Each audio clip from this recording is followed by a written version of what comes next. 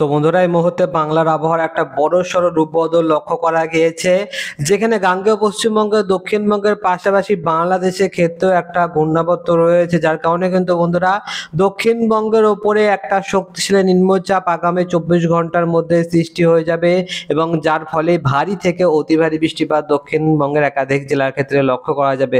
এই মুহূর্তে আপনারা দেখতে পাচ্ছেন যে দক্ষিণবঙ্গের ক্ষেত্রে কিন্তু বেশ ভালো ঘন কালো মেঘ রয়েছে এবং বাংলাদেশের ক্ষেত্রে ঢাকা, কুমিল্লা, খুলনা, বরিশাল এই সমস্ত এলাকাতেও কিন্তু ভালো মতন মেঘ রয়েছে। অন্যদিকে উত্তরবঙ্গের ক্ষেত্রে আলিপুর আবহাওয়া দপ্তরের রিপোর্ট অনুযায়ী সেখানেও কিন্তু বন্ধুরা ভারী বৃষ্টিপাতের সম্ভাবনা রয়েছে।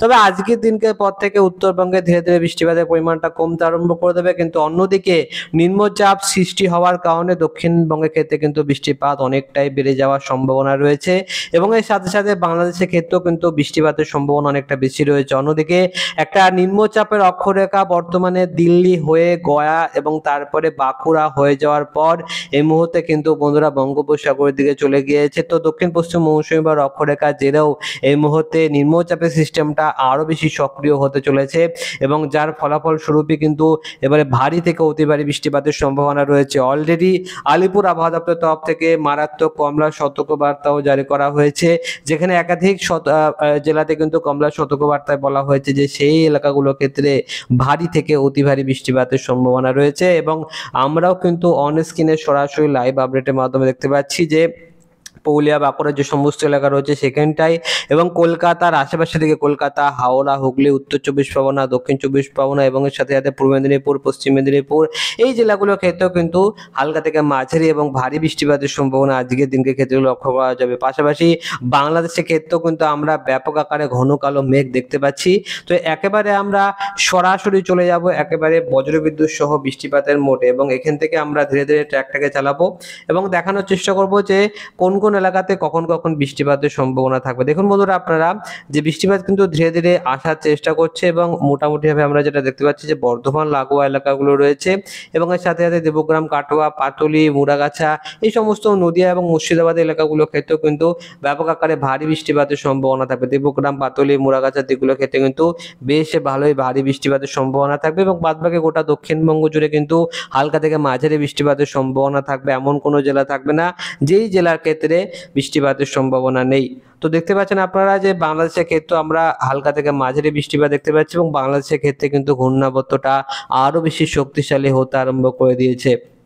আমরা ওভারঅল এখান থেকে ট্র্যাকটাকে চালিয়ে দেবো এবং আপনারা দেখতে পাচ্ছেন যে পশ্চিমবঙ্গের ক্ষেত্রেও কিন্তু ব্যাপক আকারে বৃষ্টিপাত চলবে এবং ধীরে ধীরে কিন্তু রাত্রিবেলার দিকটায় কলকাতা, উত্তর চব্বিশ পরগনা, দক্ষিণ চব্বিশ পরগনা এই সমস্ত এলাকা, কিছুটা দীঘা, মন্দারমণি, কন্টাই, হলদিয়া এই সমস্ত এলাকা থেকে বৃষ্টিপাত থাকবে। কিন্তু অন্যদিকে বাংলাদেশের ক্ষেত্রে বরিশাল এবং খুলনা বিভাগে কিন্তু মারাত্মক ভারী বৃষ্টিপাতের সম্ভাবনা থাকবে এবং মাঝরাতের বেলার দিকেও কিন্তু দক্ষিণবঙ্গের ক্ষেত্রে হালকা থেকে মাঝারি বৃষ্টিপাতের সম্ভাবনা থাকার কিন্তু একটা বড়সড় চান্স রয়েছে এবং আমরা দেখতে পাচ্ছি যে খুলনা, ঢাকা এই সমস্ত এলাকাগুলোর ক্ষেত্রে এবং ত্রিপুরা লাগোয়া এলাকাগুলোর ক্ষেত্রে কিন্তু ঘূর্ণাবর্তের জেরে মুষলধারায় ভারী বৃষ্টিপাতের সম্ভাবনা থাকবে এবং আগামীকাল শনিবার দিনের ক্ষেত্রে কিন্তু বিক্ষিপ্ত আকারে ভারী বৃষ্টিপাত দক্ষিণবঙ্গের একাধিক জেলার ক্ষেত্রে লক্ষ্য করা যাবে, যেখানে কিন্তু নদিয়া রয়েছে, মুর্শিদাবাদ রয়েছে, কলকাতা, উত্তর চব্বিশ পরগনা, দক্ষিণ চব্বিশ পরগনা, হাওড়া, হুগলি সমস্ত জেলার ক্ষেত্রে কিন্তু বৃষ্টিপাতের একটা বড়সড় সম্ভাবনা রয়েছে এবং ঘূর্ণাবর্তের জেরে কিন্তু এবারে শক্তিশালী নিম্নচাপ তৈরি হবে এবং সেই শক্তিশালী নিম্নচাপটা পরবর্তী সময়ে যখন গভীর শক্তিশালী নিম্নচাপে পরিণত হবে তখনই কিন্তু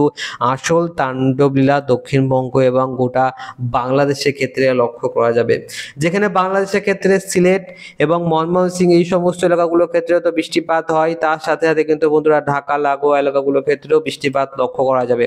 আমরা চলে আসলাম এই মুহূর্তে আবহাওয়ার র্যাডারে এবং আবহাওয়ার র্যাডারে আপনারা দেখতে পাচ্ছেন যে বিক্ষিপ্ত আকারে কিন্তু বৃষ্টিপাত এই মুহূর্তে চলছে, হালকা থেকে মাঝারি বৃষ্টিপাত বিক্ষিপ্ত আকারে চলছে। দেখুন বাঁকুড়ার দিকটা এখন একটুখানি বৃষ্টিপাত হয়ে গেল, আরামবাগের দিকটা এইটুকু এলাকাতে বৃষ্টিপাত হয়ে গেল, চন্দননগরের আশেপাশে থেকে এইটুকু এলাকায় বৃষ্টিপাত হয়ে গেল, এখানে এইটুখানি বৃষ্টিপাত। তো এরকম ভাবে কিন্তু বন্ধুরা বিক্ষিপ্ত আকারে অল্প স্বল্প বৃষ্টিপাত হচ্ছে, কিন্তু যদি আপনারা দেখেন দুর্গাপুর কিংবা বর্ধমানের সাইড এখানটা কিন্তু একটা বড়সড় এলাকা জুড়ে বৃষ্টিপাত এই মুহূর্তে লক্ষ্য করা যাচ্ছে, যেখানে কান্দা ঘোষ রয়েছে এবং গালসি, খানা এই সমস্ত এলাকাগুলোর ক্ষেত্রে কিন্তু ব্যাপক আকারে ভারী বৃষ্টিপাতের সম্ভাবনা থাকবে। এবং আমরা দেখতে পাচ্ছি যে বিক্ষিপ্ত আকারে বৃষ্টিপাত চলছে, হলদিয়া দিকগুলোর ক্ষেত্রেও বৃষ্টিপাত চলছে।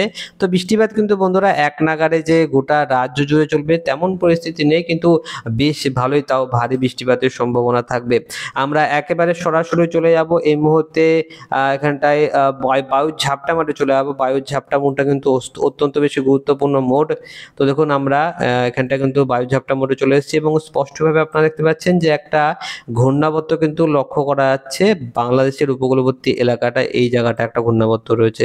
এবং পশ্চিমবঙ্গের ক্ষেত্রে কিন্তু বন্ধুরা এইটুকু এলাকা জুড়ে একখানা ঘূর্ণাবর্ত রয়েছে, যেখানে উড়িষ্যা এবং পশ্চিমবঙ্গ সীমান্তবর্তী এলাকা বরাবর এখানটায় ঘূর্ণাবর্ত। তো এই দুটো জোড়া ঘূর্ণাবর্তের কারণে দক্ষিণবঙ্গের ক্ষেত্রে কিন্তু গোটা দক্ষিণবঙ্গের ক্ষেত্রে কিন্তু মুষলধারায় ভারী বৃষ্টিপাতের সম্ভাবনা রয়েছে। এবং যদি আমরা এই ঘূর্ণাবর্তের গতিবেগটা দেখি তাহলে দেখতে পাবেন যে প্রায় 50 কিলোমিটার প্রতি ঘন্টা গতিবেগ রয়েছে। তো ব্যাপক আকারে কিন্তু শক্তিশালী ঘূর্ণাবর্ত ধীরে ধীরে বাংলাদেশের ক্ষেত্রে তাণ্ডব লীলা চালানোর চেষ্টা করছে।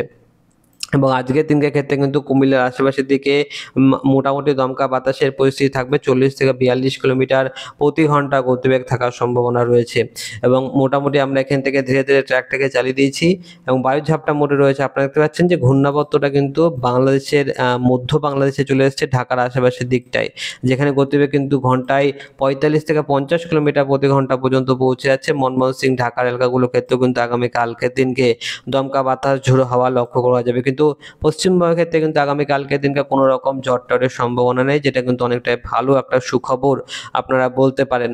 তো দক্ষিণবঙ্গের ক্ষেত্রে কিন্তু দমকা বাতাস কিংবা ঝড়ের সম্ভাবনা না থাকলেও বাংলাদেশের ক্ষেত্রে কিন্তু একাধিক জেলাতে ব্যাপক আকারে ঝড় সৃষ্টি হয়ে প্রায় 40 থেকে 45 কিলোমিটার প্রতি ঘন্টা গতিবেগ নিয়ে ঝোড়ো হাওয়া বয়ে যাওয়ার সম্ভাবনা রয়েছে। তো এই মুহূর্তে আমরা সরাসরি চলে যাব একেবারে এখানটায় বজ্রবিদ্যুৎ সহ বৃষ্টিপাতের পরিমাণ মোডে। তো বৃষ্টিপাতের পরিমাণ মোডে আমি আপনাদেরকে দেখাবো যে পরবর্তী 12 ঘন্টায় কোথায় বৃষ্টিপাত বেশি হবে। তো এই মুহূর্তে আপনারা যেটা দেখতে পাচ্ছেন যে 12 ঘন্টার মধ্যে মুর্শিদাবাদ এবং বর্ধমানে সব থেকে বেশি বৃষ্টিপাতের সম্ভাবনা থাকবে। পরবর্তী 24 ঘন্টার ক্ষেত্রে ওভারঅল গোটা দক্ষিণবঙ্গ জুড়ে কিন্তু বৃষ্টিপাত হবে। এখানটায় নদিয়ার দিকটা কম বৃষ্টিপাত রয়েছে এবং এর সাথে সাথে ক্ষেত্রের দিকটা কম বৃষ্টিপাত রয়েছে। খড়গপুরের লাগোয়া এলাকাগুলোর ক্ষেত্রে কিন্তু কম বৃষ্টিপাত থাকবে এবং একদম সেন্টার কলকাতার ক্ষেত্রেও কিন্তু কম বৃষ্টিপাতই রয়েছে। অন্যদিকে যদি আমরা একটু বাংলাদেশের ক্ষেত্রে যাই সেখানেও কিন্তু বৃষ্টিপাত বেশি হবে। বরিশাল লাগোয়া এলাকাগুলোর ক্ষেত্রে 24 ঘন্টার মধ্যে কিন্তু 100 মিলিমিটারের উপরে বেশি বৃষ্টিপাতের সম্ভাবনা থাকবে। পরবর্তী 3টে দিনে আমরা চলে আসলাম এবং পরবর্তী 3টে দিনে আমরা দেখতে পাচ্ছি যে বরিশাল, কুমিল্লা, চিটাগং এই সমস্ত এলাকাগুলোর ক্ষেত্রে কিন্তু মুষলধারায় ভারী বৃষ্টিপাতের সম্ভাবনা থাকবে। পরবর্তী 5টা দিনের মধ্যে কিন্তু আপনারা দেখতে পাচ্ছেন যে দক্ষিণবঙ্গের ক্ষেত্রেও কিন্তু ব্যাপক আকারে বৃষ্টিপাতের সম্ভাবনা থাকবে, যেখানে গড়ে কিন্তু প্রায় বলতে পারেন যে 100 মিলিমিটারের উপরে বৃষ্টিপাতের সম্ভাবনা থাকবে। খড়গপুর লাগোয়া এলাকাগুলোর ক্ষেত্রেও কিন্তু ব্যাপক আকারে বৃষ্টিপাতের সম্ভাবনা লক্ষ্য করা যাবে। পরবর্তী 10টা দিনে আসলে আপনারা দেখতে পাবেন যে পরবর্তী 10টা দিনের মধ্যে কিন্তু 200 মিলিমিটারের উপরে বৃষ্টিপাতের সম্ভাবনা দক্ষিণবঙ্গের ক্ষেত্রে লক্ষ্য করা যাবে এবং গোটা দক্ষিণবঙ্গের ক্ষেত্রে কিন্তু ওভারঅল প্রায় সেম পরিমাণে বৃষ্টিপাতের সম্ভাবনা রয়েছে। পুরুলিয়ার দিকটায় 150 মিলিমিটার, বাঁকুড়ার দিকটা 188, বর্ধমানের ক্ষেত্রে 240, নদিয়ার দিকটা কিন্তু 200 মিলিমিটার প্রায় এবং কলকাতার ক্ষেত্রেও কিন্তু 200 মিলিমিটার বৃষ্টিপাতের সম্ভাবনা থাকবে। তো ওভারঅল আপনারা বুঝতে পারছেন যে দক্ষিণবঙ্গ জুড়ে কিন্তু এবারে আগামী 10টা দিনের মধ্যে ব্যাপক আকারে ভারী বৃষ্টিপাতের সম্ভাবনা লক্ষ্য করা যাবে এবং মুষলধারায় ভারী বৃষ্টিপাত সেটা কিন্তু এক নাগাড়ে রাজ্যের একাধিক জেলায় লক্ষ্য করা যাবে। পাশাপাশি আমরা যদি একটু বাংলাদেশের দিকটা যাই তো বাংলাদেশের ক্ষেত্রে কিন্তু পশ্চিমবঙ্গের তুলনায় একটু বেশি বৃষ্টিপাতের সম্ভাবনা থাকবে, যেখানে বাংলাদেশের ক্ষেত্রে কিন্তু বরিশাল, কুমিল্লা এই সমস্ত এলাকাগুলোর ক্ষেত্রে কিন্তু 400 থেকে 500 মিলিমিটারের কাছাকাছি বৃষ্টিপাতের সম্ভাবনা রয়েছে। আপনারা দেখতে পাচ্ছেন 400 মিলিমিটার, 450 মিলিমিটার বৃষ্টিপাতের সম্ভাবনা রয়েছে এবং সিলেট লাগোয়া এলাকাগুলোর ক্ষেত্রে কিন্তু আপনারা দেখতে পাবেন যে ব্যাপক আকারে বৃষ্টিপাতের সম্ভাবনা লক্ষ্য করা যাবে। তো মুষলধারায় ভারী এবং অতি ভারী বৃষ্টিপাত বাংলাদেশের ক্ষেত্রে আরও বেশি পরিমাণে হবে। কেন হবে? যেটা আমি আপনাদেরকে বলছিলাম যে বায়ুর ঝাপটা মোডে যে ঘূর্ণাবর্ত কিন্তু অনেকটা বেশি জোরালো হয়ে উঠছে, যার কারণে কিন্তু বন্ধুরা বাংলাদেশে অবস্থিত ঘূর্ণাবর্তের কারণে বাংলাদেশের বরিশাল এবং খুলনা বিভাগে সব থেকে বেশি বৃষ্টিপাতের সম্ভাবনা লক্ষ্য করা যাবে। অন্যদিকে আমরা একটুখানি চলে যাবো তাপমাত্রার দিকে। তো তাপমাত্রার ব্যাপারে আলিপুর আবহাওয়া দপ্তর যেটা বলছে যে তাপমাত্রা কিন্তু ওভারঅল প্রায় একই রকমই থাকবে।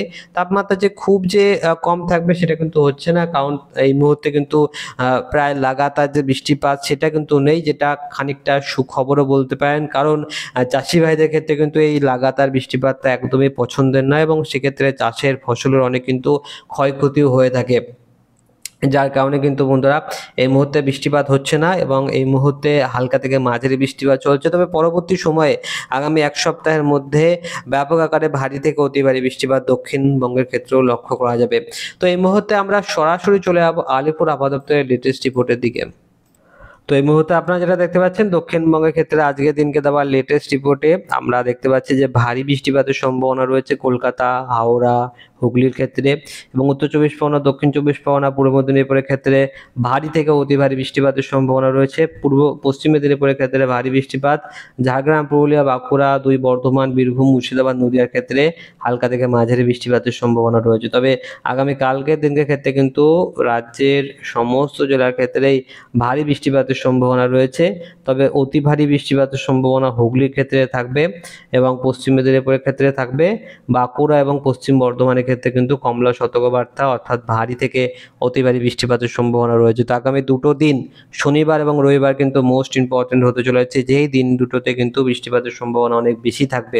এবারে আমরা সরাসরি চলে যাবো ভারতীয় মৌসুম ভবন এবং এর সাথে সাথে আলিপুর আবহাওয়া দপ্তরের তরফ থেকে দেওয়া উত্তরবঙ্গের লেটেস্ট রিপোর্টের দিকে। তো বন্ধুরা এই মুহূর্তে আমরা উত্তরবঙ্গের লেটেস্ট রিপোর্টটাও পেয়ে গেছি এবং উত্তরবঙ্গের ক্ষেত্রে কিন্তু শুধুমাত্র অল্প কটা জেলাতেই দুই দিনাজপুর সহ মালদার ক্ষেত্রে শুধুমাত্র হালকা থেকে মাঝারি বৃষ্টিপাতের সতর্কবার্তা রয়েছে। তবে তার সাথে সাথে কালিম্পং এবং আলিপুরদুয়ারের ক্ষেত্রে কিন্তু ভারী বৃষ্টিপাতের হলুদ সতর্কবার্তা দেওয়া রয়েছে। 7 থেকে 11 সেন্টিমিটারের কাছাকাছি বৃষ্টিপাতের সম্ভাবনা হতে পারে। তাছাড়া কিন্তু বন্ধুরা পরবর্তী 6টা দিনে কোনো রকম সতর্কবার্তা দেয়নি আলিপুর আবহাওয়া দপ্তর। তো আমি আপনাদেরকে যেটা বলছিলাম যে বৃষ্টিপাতের সম্ভাবনা কিন্তু উত্তরবঙ্গের ক্ষেত্রে ধীরে ধীরে কমতে আরম্ভ করে দিয়েছে। তো আমরা আজকের এই ভিডিওতে এইটুকুই লেটেস্ট আপডেট দিতে পারছি। পরবর্তী ভিডিওতে আমরা আরো বেশি very very accurately latest update দেওয়ার চেষ্টা করব।